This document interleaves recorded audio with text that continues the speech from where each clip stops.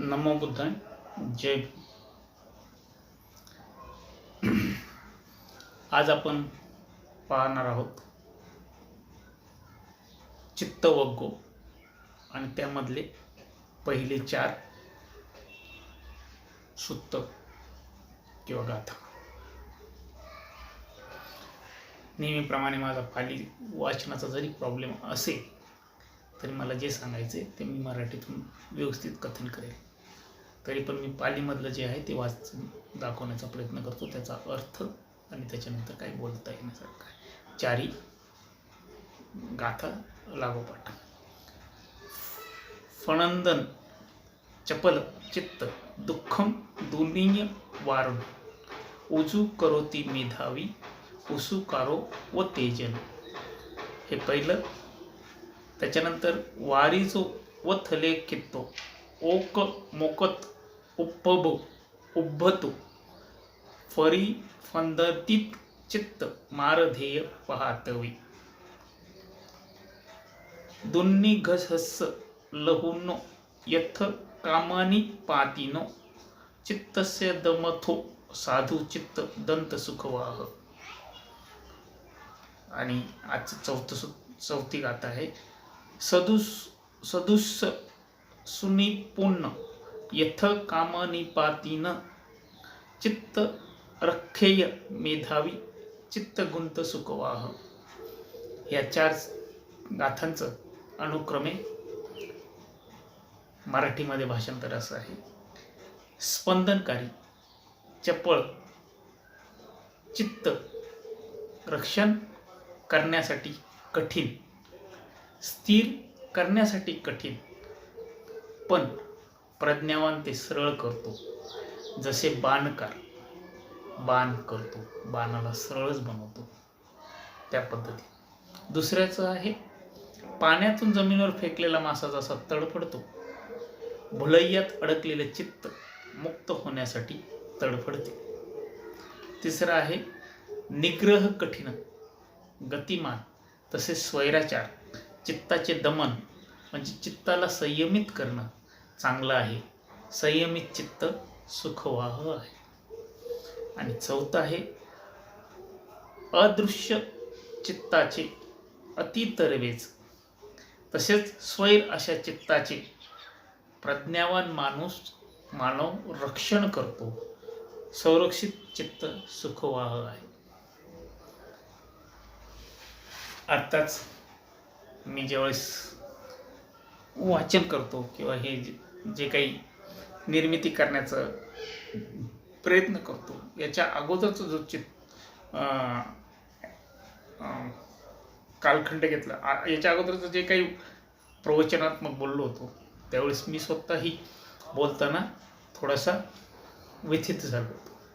अपेक्षित आहे, मानवाचा गुणधर्म आहे. परंतु तरीही 10 मिनिटाची थोडीशी विश्रांती घेऊन हा चित्तावरती बोलण्यासाठी मी माझ्या मनाला तयार केलं. कारण जर आपण जे सांगतो ते जर आपल्याला यूज करता आलं नाही, वापरता आलं नाही, तर दॅट इज अ रॉंग, ते चुकीचं आहे. आता प्रत्येक माणूस आपल्या चित्ताला चांगला मित्र व्हायला हरकत नाही. चित्ताची निर्मिती हा मानवाचा विचाराच्या निर्मितीने होतो. स्पंदनकारी, स्पंदन चित्तामध्ये कंटिन्युअसली स्पंदन चालू असतं. चित्त चपळ असतं, अतिचपळ. ह्या क्षणाला इथं आहे आणि चिटके वाजवली, जर तुम्ही फिरणाऱ्यात असाल, चुटकी वाजवली, लोणावळ्याचा भुसी डॅम गेलेला असेल तर तुम्ही 2 मिनिटात पोहोचता. चुटकी वाजवल्या एवढं तर आपलं चित्त चपळ आहे. तुम्ही खगोलशास्त्रात असाल, चुटकी वाजवली, चंद्रावर पोहोचलो, चुटकी मंगळावर पोहोचलो.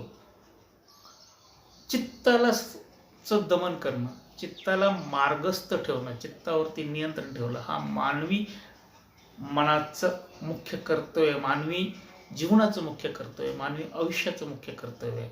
आणि चित्ताला ज्यावेळेस आपण काय करतो, त्याला स्थिर करतो. त्याच्यानंतर जो काही मिळतं आपल्या पदरामध्ये, आपल्या आनंदामध्ये, ते अवर्णनीय असतं. त्याच्यामुळं आपण अकुशल कर्माच्यापासून दूर राहतो. कुशल कर्मांकडेच आपला वेढा राहतो. आयुष्य जगण्यासाठी आपण नेहमी आनंदित राहतो, प्रफुल्लित राहतो. प्रत्येक वेळेस आपण वीर्यपूर्ण कार्य करून नवीन कार्याला पुन्हा जन्म देण्याची, नवीन कार्यासाठी पुन्हा धडपडण्याची ताकद ठेवतो. एवढं ह्या चित्ताचं आपल्या आयुष्याशी बांधील संबंध आहे. म्हणून चपळ चित्त रक्षण करण्यास कठीण आहे, स्थिर करण्यास कठीण आहे. एका ठिकाणी बसवणं कठीण आहे. ज्यावेळेस माझा स्वतःचा अनुभव आहे, मला जर वाटलं तर मी 1 ते 100 आणि 100 ते 1 असे दोन्ही प्रकारे पाढे म्हणणं आणि ते अंक मोजणं यांनी पण माणूस स्थिर होत जातो. हा माझा वैयक्तिक अनुभव आहे, हे सांगण्यासाठी नाही. पण ज्याची प्रज्ञा आहे, ज्याला कळतं की आपलं चित्त चुकीच्या मार्गाला चाललेलं आहे, आपलं चित्त व्यवस्थित नाही आहे, आपण आपल्या चित्तावरती नियंत्रण ठेवू शकत नाही आहे, हे ज्याला कळतं तो प्रज्ञावान. आणि जो प्रज्ञावान तो चित्ताला स्थिर करू शकतो. जसं बाण निर्माण करणारा, ही उपमा आहे त्या काळाची. बाण निर्माण करणारा कधीही वेडावाकडा बाण करत नाही. बाण एकदम सरळ, वेध घेणार, मार्गस्थ होणार आणि ज्या गोष्टीच्या ज्या पॉइंटला छेदायचं आहे तिथं जाऊन छेदणारा, असा हा बाण निर्माण करतो तो बाणकारच. असंच आपल्या आयुष्याचं असतं. आपल्यालाही प्रत्येक क्षणाला मोह, माया किंवा ह्या जे षड्रिपू आहेत, लोभ आहे, यांनी आपण यांच्यापासून आपण आपल्या चित्ताचं रक्षण करता आलं पाहिजे, असं इथं सांगितलेलं आहे. दुसरी उपमा दिलेली आहे की पाण्यातून जमिनीवर फेकलेला मासा जसा तडपडतो तसा भुलैयात अडकलेलं चित्त मुक्त होण्यास तडपडते. व्यवस्थित विचार केला तर भुलैयात अडकलेलं चित्ताला कल्पना असते, हे जे मी पाहतो आहे, हे जे मी करतो आहे, हे जे मी वागतो आहे, याच्यामध्ये जर काही चुकीचं असेल, भूलभुलैया असेल तर आपण त्याच्यातून बाहेर निघायचा प्रयत्न करतोच. सापशिडीचा खेळ. 1 पासून सुरुवात करतो, 100ला जाऊन पोहोचण्याचा प्रयत्न करतो. कधी ना कधी पुन्हा कुठल्या तरी अकुशल कर्माने आपलं वरती गेलेलं स्थान पुन्हा खाली येतं. पुन्हा आपण प्रयत्न करतो, परंतु प्रयत्न करून आपण त्या शेवटच्या पॉईंटला जातो. हा सापशिडीचा खेळ संपवतो. म्हणजेच जसं पाण्यामध्ये म्हणजे पाण्यामधून बाहेर आलेला जो मासा तडफड करतो, त्या पद्धतीनं जर समजलं की हे चित्ताला समजलं, चित्त जागृत असेल, चित्त जर तयार असेल समजून घ्यायला, तर चित्त पण तडपायला सुरुवात करते की मला ही गोष्ट करायची नाही आहे, मी ह्या गोष्टीपासून मुक्त होणं गरजेचं आहे, मी याच्यापासून अलिप्त होणं गरजेचं आहे. आणि याच्यापासून अलिप्त झालं आणि मुक्त झालो की माझी ही तडफड थांबेल. आणि हा विषय तिथे महत्त्वाचा आहे. तिसऱ्या गाथेमध्ये निग्रह कठीण, गतिमान तसेच स्वैराचारी चित्ताचे दमन करणे नेहमी चांगले. संयमित चित्त सगळ्यात सुखवाह. आयुष्यामध्ये खूप साऱ्या लोकांच्या, आपल्यासहित सगळ्यांच्या घडलेल्या साध्या गोष्टींनी आपण तप्त होतो, व्यथित होतो, चिंतित होतो आणि मग आपण आपल्यावरचं नियंत्रण सोडून देतो. एकदा नियंत्रण सुटलं की आपलं चित्त आपलं राहत नाही. चित्ताचे आपण होऊन जातो आणि मग चित्त काही निर्णय घेऊ शकतो. पण जो ज्ञानवंत आहे, प्रज्ञावंत आहे, तो ह्या निग्रह कठीण आहे अशा निग्रह करायला जो कठीण आहे अशा चित्ताला, गतिमान असलेल्या चित्ताला, स्वैराचारी असलेल्या चित्ताला, इथं महत्व आहे, स्वैराचारी चित्त, व्यक्ती एकचित्त स्वैराचारी नाही असं त्याचा अर्थ होतो. स्वैराचारी चित्ताला मी नियंत्रित करतो, इथं चित्त आणि मी वेगळा आहे, समजतंय. तर निग्रह कठीण, गतिमान तसेच स्वैराचारी चित्ताचे दमन करणे नेहमीच चांगले आहे. आणि दमन झालेले चित्त नेहमी कुशल कर्माची निर्मिती करतं, ते सुखाची निर्मिती करतं, ते आनंदाची निर्मिती करतं, ते समाधानाची निर्मिती करतं. अर्थात जो चौथा होता आजचं, अदृश्य अतितर्पेच, चित्त दिसत नाही, हे बघा हे माझं इथं चित्त ठेवले, बिलकुल नाही, हे माझं चित्त या मुठीत आहे, या अगरबत्तीत आहे, इकडे आहे, बिलकुल नाही.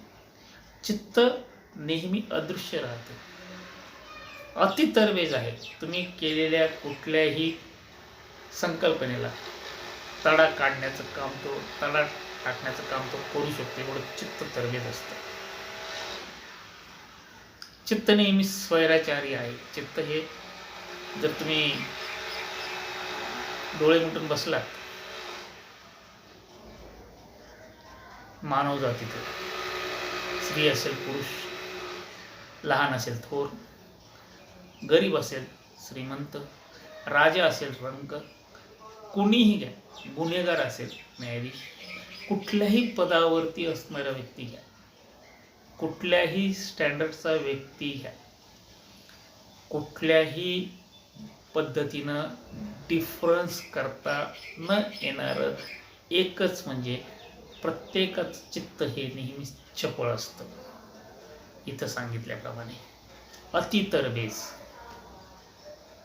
मला शेतकऱ्याच्या शेतात, शेतकरी शेताला जाताना, आपण कामाला निघताना नेहमी पाय जड होतात, चित्त आपले पाय जड करतो, तो विरोध करतो. कशाला? कार्य करायला. कारण त्याला काय आवडतं? स्वैराचार आवडतो. हा स्वैराचारी चित्ताचं दमन करणं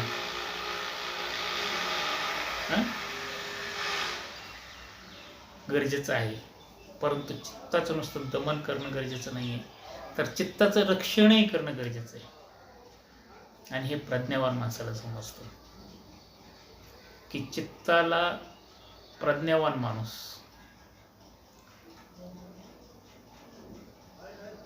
चित्ताला कसं करतो? तुमच्या हातात पाटी आहे, तुमच्या हातात पेन्सिल आहे, तुमच्या पुढं मस्तपैकी कोरा कॅनव्हास आहे, आणि तुमचं चित्त जर दुष्ट असेल, तुमचं चित्त जर स्वैराचारी असेल, तर त्या पांढऱ्या कागदाची काय तऱ्हा करेल, त्याच्यावरती कुठलं चित्र काढेल, आणि त्याच्यावरती कुठली भाषा वापरेल, त्याच्यावरती कुठली कविता लिहिल, त्याच्यावरती कुठलं काय लिहिल, दुसऱ्याला वाचता येईल का नाही याची काही शक्यता नाही. पण संयमित प्रज्ञावान माणसाने जर त्या चित्ताचं रक्षण केलेलं असेल, प्रज्ञावान माणसाकडे दिलं, अप्रज्ञावान माणसांनी कडं पण दिलं, तर जो अप्रज्ञावान माणसाचं तर सांगितलं, ज्याची प्रज्ञा, ज्याचं चित्त स्थिर नाही त्याचं सांगितलं.